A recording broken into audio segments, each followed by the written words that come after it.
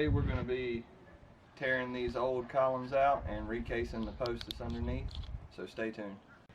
Alright y'all, welcome once more to the construction zone. As you see, Reid has started on our columns. We still have one white one right there. These two in the middle have been stripped, and then the last one over here has actually been cased. Just needs to be stained and a few little trim pieces put in at the top. So here's the one that Reid has recased already. You can see at the top it's not matching up. It had a lot bigger trim on it when it was white. But also we discovered that whoever built these, they're not perfectly square. So Reid was going to miter the edges of the trim at the bottom, but since they are not perfectly square, he couldn't. So they look like this, which I think they look fine. So this is the one that's still white. You can see the edges are mitered at a 45, I think. Reid did put these pieces back on because it helps cover the gaps since they're not completely square. And then here at the top you can see all that trim. So Reid's gonna have to figure out something to go around the space that we have left on the new ones. Here, drive this in there. Hit it.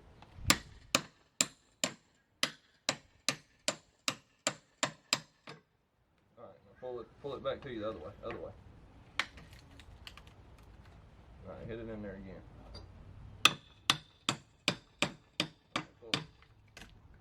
Alright, now just hit that and knock it out.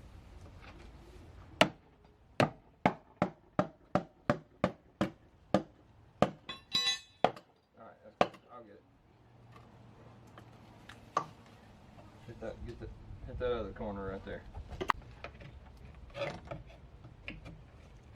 Do that up.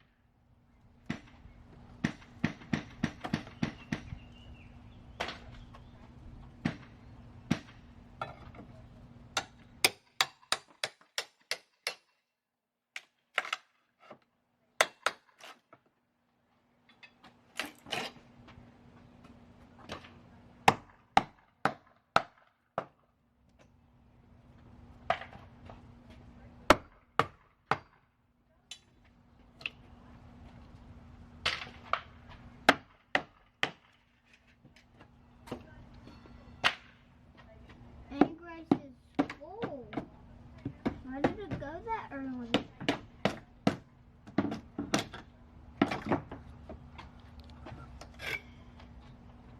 Dad, I ripped the top off, and look what he did. He threw all this stuff down, and he's right here doing all that other work over there. He's gonna throw it out right here if you're gonna see it.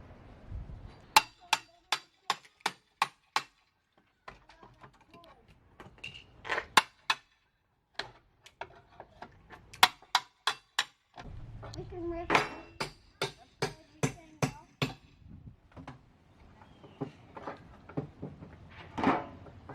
You're such a good worker.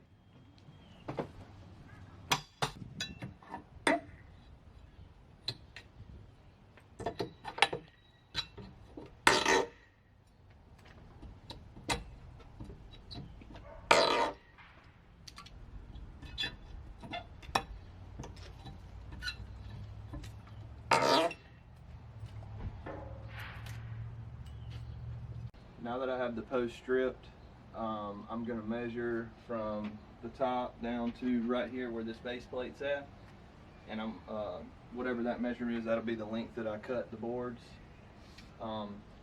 In order to do this, this is a 6x6. which is actually 5.5 inches wide. So you'll need 2 1x6s, and then to cover this side you'll need a 1x8 that you're going to have to cut down to 7 inches, because 1x is actually 3/4 of an inch thick. So 3/4 is 1.5 inches plus 5.5 is 7. So you'll have to cut a 1x8 down to 7 inches.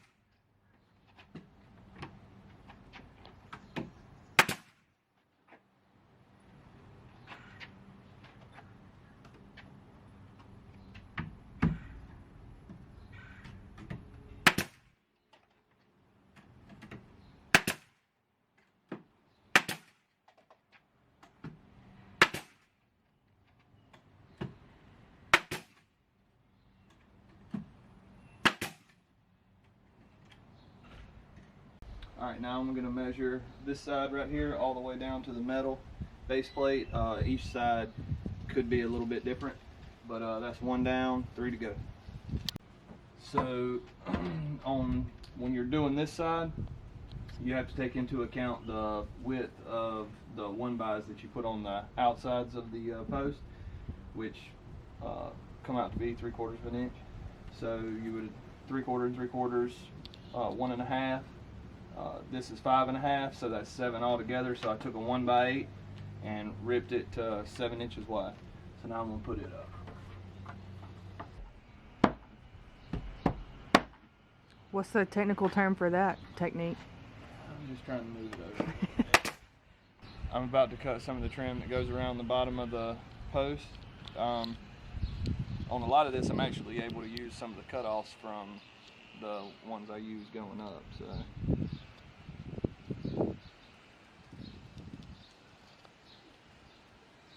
And this can be any width, or is it width or height? Any height. Width is this way. Okay. It's got to be a certain width. It can be whatever. But it can be any height that you want it.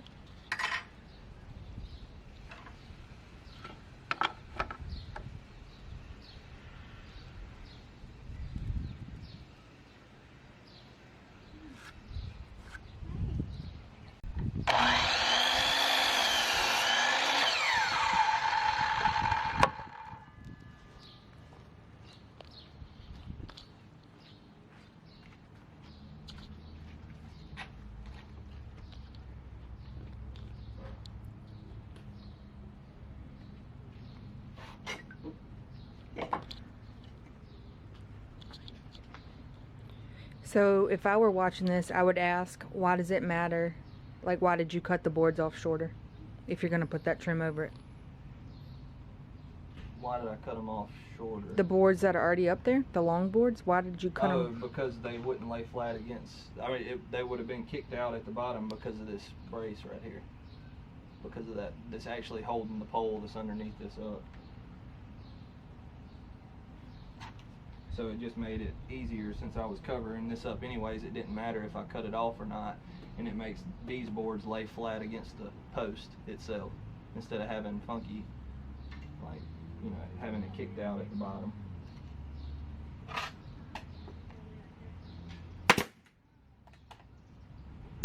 Alright, the last step that we're going to take on these columns before finishing them is we're going to put up L trim, which this is just a small piece of a cutoff of one I've done earlier.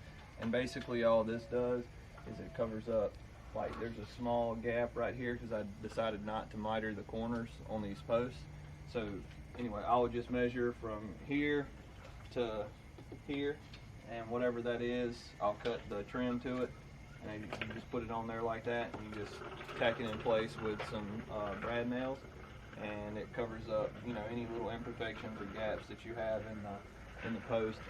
One reason I decided to do this is that the actual 6x6s that are under these, under here, they're not square. They were all misshaped, like on this one over here. I should have showed you on video, but I got it. Oh, you did get it? Okay. Yeah. Anyways, you'll see. So it would have been kind of hard to miter the corners because the posts are all funky and out of whack. So I decided to do it this way and basically just cover the gaps with L trim just to make it look a little nicer. So anyways, I'm going to cut it and get this done.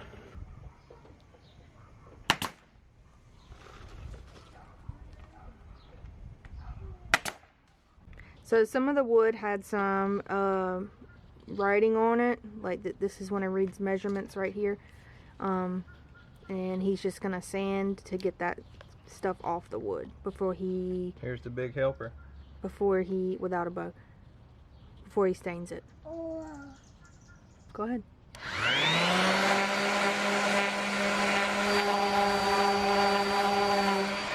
Last step before we stain is putting these little trim pieces up. Reid painted what was left white. He's putting his little pieces up, and then he's going to stain the columns, and we'll be all done. Let's see. This is one that's finished, so you can't even see what was left. Whoop, whoop. Gonna look really nice.